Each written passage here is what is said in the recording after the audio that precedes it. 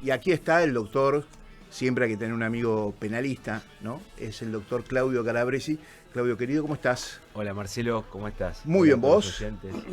Todo Bien, bien, todo te bien. hiciste una panzada esta semana con el fallo de la Corte y todo lo que trajo, el mar de fondo que trajo el fallo. Increíble todo lo que se ha dicho, ¿no? Terrible, terrible. Ahora vamos a hablar un poquito sobre eso.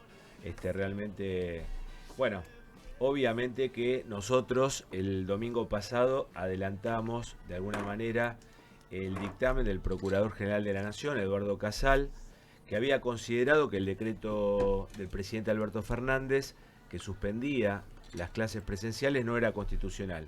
Y habíamos dicho que esperábamos que en días sucesivos la Corte se expidiera. Bueno, el día martes lo hizo y haciendo lugar a la demanda presentada por el gobierno porteño y señalando que el decreto de necesidad y urgencia que ordenó cerrar las escuelas viola la autonomía de la capital federal.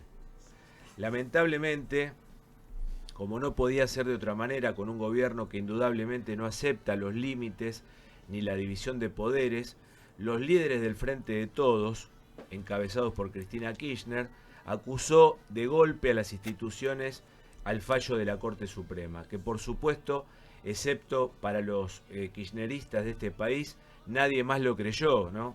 Evidentemente, y como dijo un reconocido periodista hace unos días, si una denuncia semejante hubiera tenido un viso de realidad, imagínense, no hubiera sido tapada a las pocas horas por el divorcio de Horacio Cavac. Es lamentable, ¿no? Bueno, pero pese a esto, Alberto Fernández, el mismo que nos había prometido que venía a acabar con la dieta, con la grieta, el mismo que hasta ayer nos decía que si CFK no entiende por qué la Corte es un contrapoder, deberíamos averiguar quién la aprobó en derecho constitucional.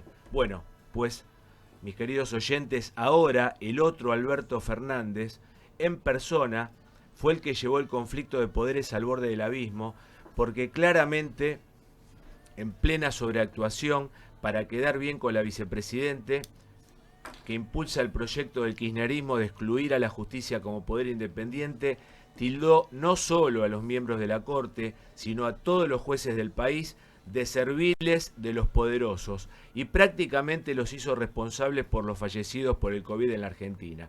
Todo esto sin que se le caiga la cara de vergüenza, por supuesto, ni hacer ningún tipo de autocrítica por el mal manejo del gobierno frente a la pandemia y la falta de vacunas. Por supuesto, nunca dijo una palabra sobre quién gobierna verdaderamente en la Argentina, si él o la vicepresidenta de la Nación. Eso, por supuesto, se lo vamos a preguntar en breve a nuestro invitado que se encuentra acá en el piso.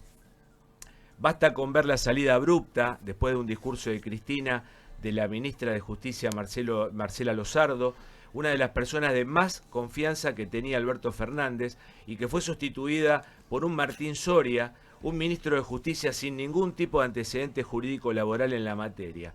O lo que sucedió, que esto también se lo vamos a preguntar a nuestro primer invitado, entre el conflicto que se dio en estos días entre el ministro de Economía Martín Guzmán y el subsecretario kirchnerista Federico Basualdo, un hombre de máxima confianza de Cristina al máximo, ¿no?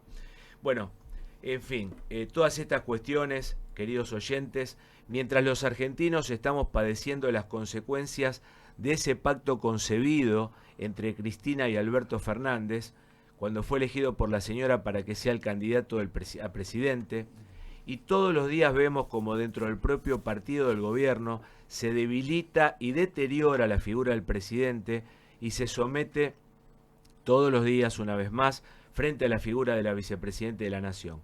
Esta estrategia del gobierno de echarle la culpa de todo ahora al fallo de la Corte Suprema de Justicia de la Nación, o decir que el fallo de la Corte es un golpe a las instituciones y con esa excusa seguir llevándose puesta la justicia. Cuando la propia Lilita Carrió hace unos días dijo que Cristina Kirchner está dando un golpe dentro de la propia coalición de gobierno. Esto realmente me hace acordar a lo que pasó en estos días con la crítica a la versión de Disney, que de pronto pretenden echarle la culpa de todo al príncipe por el beso que le dio a Blancanieves, pero no dicen una palabra que fue la bruja mala y fea la que envenenó a Blancanieves, porque envidiaba su belleza.